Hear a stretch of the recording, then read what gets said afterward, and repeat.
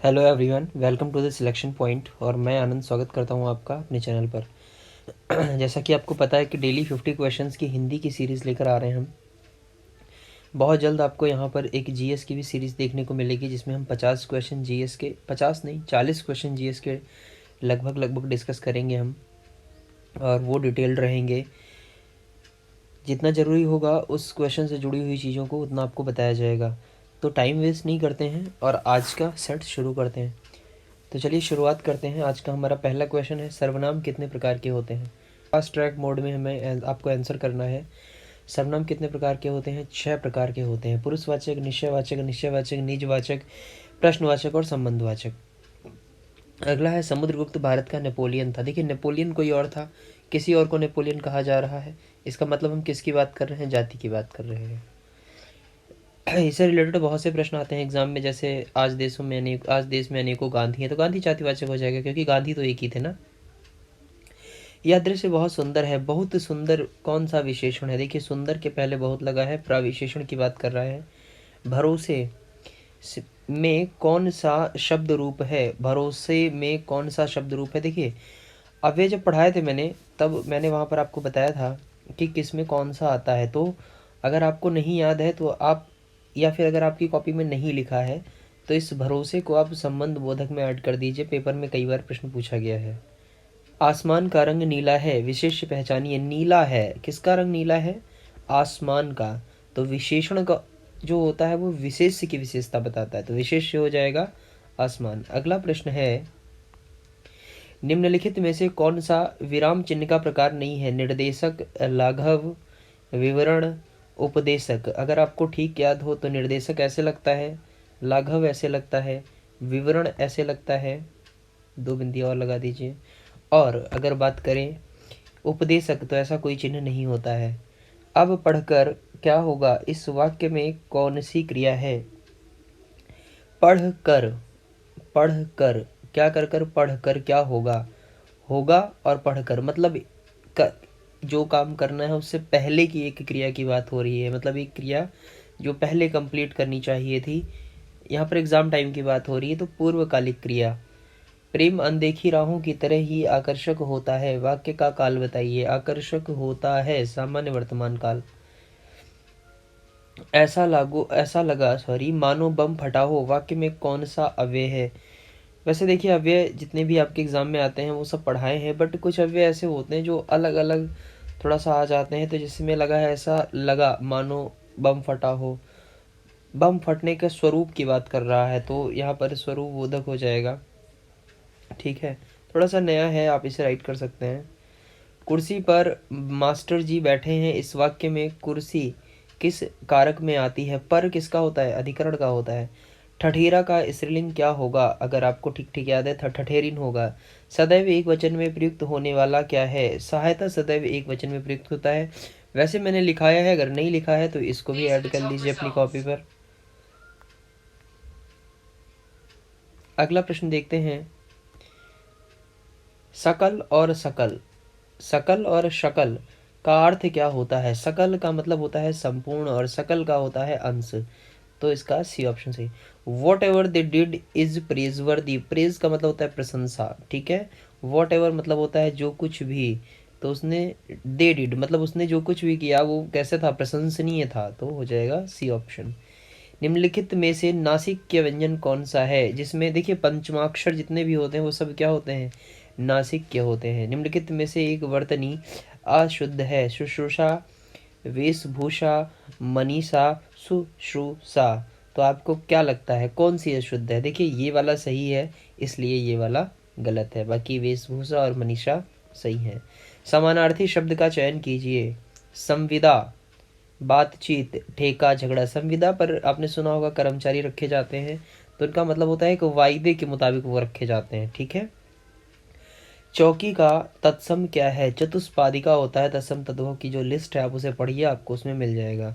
घोटक का सही तद्भव शब्द क्या है? घोटक किसे कहते हैं? घोड़ा को कहते हैं। जल, प्राण, पुत्र किसके अनेकार्थी हैं? जल, प्राण, पुत्र जीवन के अनेकार्थी हैं। जिस समास का पूर्व पद प्रधान होता है, देखिए पूर्व पद प्रधान होता है अव्ययी भाव समास का। ओके, आई होप आप सबके सही हो रहे होंगे। उच्चारण का सही विक्षेद क्या है? उच्चारण क्या होता है? उतधन चारण, ठीक है ना। तो ये हो जाएगा उतधन चारण। घुटने टेकना मुहावरे का अर्थ होता है, घुटने टेकना, हार मान लेना।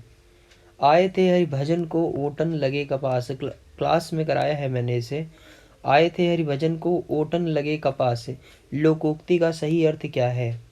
मतलब जिस काम को करने के लिए आप आए थे उस कार्य को आपने छोड़ दिया और दूसरे कार्यों में लग गए। चलिए नेक्स्ट पेज पे चलते हैं। जो हमेशा रहने वाला हो उसे क्या कहते हैं? शाश्वत कहते हैं। सूर्य का पर्यायवाची है, भास्कर होता है। प्रकाश सूर्य का पर्यायवाची नहीं है, मार्तंड सूर्य का पर्यायवाची है। नीचे दिए गए वाक्यों में कौन सा वाक्य त्रुटिहीन है, मतलब किसमें त्रुटि नहीं है? मेरे घर के पास एक पान की दुकान है, मतलब एक पान बिकता है क्या उस पर? मेरे घर के पास एक पान की दुकान स्थित है, मेरे घर के पास एक पान की दुकान स्थित है। सेम सिचुएशन, मेरे घर के पास एक पानों की दुकान स्थित है, नहीं पानों नहीं होता है, पान ही अपने आप में बहुवचन है। मेरे घर के पास पान की एक दुकान है, ये बिल्कुल सही है। निम्नलिखित शब्दों में प्रयुक्त प्रत्यय के लिए सही विकल्प चुनिए।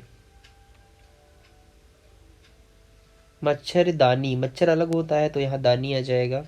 निम्नलिखित शब्द में प्रयुक्त सही उपसर्ग का चयन कीजिए। कह रहा है कौन सा उपसर्ग से? उत्कर्ण उपसर्ग की बात कर रहा है। तो उपसर्ग क्या होते हैं? जो वाक्य के प्रारंभ में लगते हैं और उसका अर्थ बदल देते हैं, तो उत हो जाएगा। निम्नलिखित में मिश्र वाक्य है, आते ही, मेरे आते ही वर्षा होने लगी, उसके जाने के बाद वर्षा होने लगी, वह घर से निकला और वर्षा होने लगी, ज्यों ही वह घर से निकला वर्षा होने लगी। सी आपका डी ऑप्शन सही होगा, ठीक है। नीचे है परोक्ष। निम्नलिखित वाक्यों का सही विलोम चुनिए। परोक्ष, परोक्ष का क्या होगा बताएंगे? परोक्ष का हो जाएगा प्रत्यक्ष, प्रत्यक्ष परोक्ष होता है। उत्कृष्ट, उत्कृष्ट का क्या हो जाएगा? निकृष्ट हो जाएगा। करुण रस का स्थायी भाव क्या होता है? करुण रस का स्थायी भाव शोक होता है। अगला है अखियां हरि दर्शन की भूखी, कैसे रहे रूप रस राची, ए बतियां सुन रूखी। उपर्युक्त पंक्तियों में कौन सा रस है? अखियां हर दर्शन की भूखी, मतलब ईश्वर के लिए दर्शन के लिए परेशान है। क्या कौन सा है? वियोग श्रृंगार है, मिलने की उम्मीद जिंदा है ना। छंद का प्रथम व अंतिम शब्द एक ही होता है, हमारा उत्तर होगा कुंडलिया। कुंडलिया की शुरुआत जहाँ से होती है एंड भी उसी पर होता है। अलंकार का शाब्दिक अर्थ क्या होता है? आभूषण। तीन बेर खाती थी वे तीन बेर खाती है में प्रयुक्त अलंकार कौन सा है? तीन बेर खाती थी वे तीन बेर खाती है, दोनों बार अलग अलग बात आई है, कौन सा हो जाएगा? यमक अलंकार, ठीक है ना। तीन बार खाती है और तीन ही बेर खाती है, एक बार में इसकी बात कर रहा है। अगला है, अगला प्रश्न है हमारा, ताजमहल का अद्भुत नमूना है किसका? ताजमहल स्थापत्य कला का अद्भुत नमूना है। दिए गए विकल्पों में से कृपण का विरुद्धार्थी शब्द कौन सा? कह रहे कृपण का विलोम शब्द बताना है। कृपण का क्या हो जाएगा? उदार हो जाएगा। दिए गए विकल्पों में से कौन सा विकल्प अंगना का समानार्थी शब्द है? अंगना, अंगना क्या होता है? किसे बोलते हैं? आंगन को बोलते हैं। कह रहा है उपर्युक्त गद्यांश को पढ़कर पूछे गए प्रश्नों के उत्तर देने हैं आपको। चलिए शुरू करते हैं पढ़ना इसको। वैज्ञानिक प्रयोग की सफलता ने मनुष्य की बुद्धि का अपूर्व विकास कर लिया है। द्वितीय महायुद्ध में एटम बम की शक्ति ने कुछ क्षणों में ही जापान की अजेय शक्ति को पराजित कर दिया। इस शक्ति की युद्धकालीन सफलता ने अमेरिका, रूस, ब्रिटेन, फ्रांस आदि सभी देशों को ऐसे शस्त्रास्त्रों के निर्माण की प्रेरणा दी कि सभी भयंकर और सर्वविनाशकारी शस्त्र बनाने लगे। अब सेना को पराजित करने तथा शत्रु देश पर पैदल सेना द्वारा आक्रमण करने के लिए शस्त्र निर्माण के स्थान पर देश के विनाश करने की दिशा में शस्त्रास्त्र बनने लगे हैं। इन हथियारों का प्रयोग होने पर शत्रु देशों की अधिकांश जनता और संपत्ति थोड़े ही समय में नष्ट की जा सकती है। चूँकि ऐसे शस्त्रास्त्र प्रायः सभी स्वतंत्र देशों के संग्रहालयों में कुछ न कुछ आ गए हैं, अतः युद्ध की स्थिति में प्रयोग भी अनिवार्य हो जाएगा, जिससे बड़ी जनसंख्या प्रभावित हो सकती है। इसलिए निशस्त्रीकरण की योजनाएं बन रही हैं। शस्त्रों के निर्माण की जो प्रक्रिया अपनाई गई उसी के कारण आज इतने उन्नत शस्त्र बन गए हैं, जिनके प्रयोग से व्यापक विनाश आसन्न दिखाई पड़ता है। अब भी परीक्षणों की रोकथाम तथा बने शस्त्रों का प्रयोग रोकने के मार्ग खोजे जा रहे हैं। इन प्रयासों के मूल में भयंकर आतंक और विश्व विनाश का भय कार्य कर रहा है। चलिए ठीक है, देखते हैं क्या हो सकता है इसमें। प्रश्न है, भयंकर आधुनिक युद्ध भयंकर विनाशकारी होते हैं क्योंकि दोनों देशों के शस्त्रास्त्र इन युद्धों में समाप्त हो जाते हैं। अधिकांश जनता और उसकी संपत्ति नष्ट हो जाती है। बिल्कुल सही, अभी ऊपर पढ़कर आए हैं। बड़े बड़े देश आधुनिक विनाशकारी शस्त्र क्यों बना रहे हैं? अपनी अपनी सेनाओं में कमी करने के उद्देश्य से, अपने संसाधन का प्रयोग करने के उद्देश्य से, अपना अपना सामरिक व्यापार बढ़ाने के लिए, पारस्परिक भय के कारण। पारस्परिक भय के कारण उन्हें लगता है कि अगर ऊपर लिखा था ना कि अगर ऐसा नहीं होगा तो दूसरे को बनाने पड़ते हैं मजबूरी में। अगला है, एटम बम की अपार शक्ति का प्रथम अनुभव कब हुआ? जापान में हुई भयंकर विनाश लीला से, जापान की अजेय शक्ति की पराजय से। बिल्कुल सही। अगला है, भयंकर विनाशकारी आधुनिक शस्त्रों को बनाने की प्रेरणा किसने दी? अमेरिका ने। अमेरिका की विजय ने, जापान पर गिराए गए अणुबमों ने, अथवा बड़े बड़े देशों की प्रतिस्पर्धा ने। तो इसका सही उत्तर क्या हो सकता है? जापान पर गिराए अणुबमों ने। ठीक है, जापान पर गिराए गए थे ना अणुबम। कौन कौन से थे नाम उनके? अगर पता है तो कमेंट सेक्शन में राइट करिए। उपर्युक्त गद्यांश का मूल कथ्य क्या है? मतलब कह रहा है क्या कहना चाहता है आपसे? आतंक, सर्वनाश का भय, विश्व में शस्त्रों की होड़, द्वितीय विश्व युद्ध की विभीषिका, निशस्त्रीकरण और विश्व शांति। देखिए, शस्त्रों की होड़ की बात तो की गई है, लेकिन आखिर में जब आपने पढ़ा था तो वहाँ कह रहा था कि निरस्त्रीकरण की बात की जा रही है, सॉरी निशस्त्रीकरण की बात की जा रही है। अगला है, प्रेमचंद्र के अधूरे उपन्यास का नाम क्या है? अगर आपको पता है तो टिक करिए।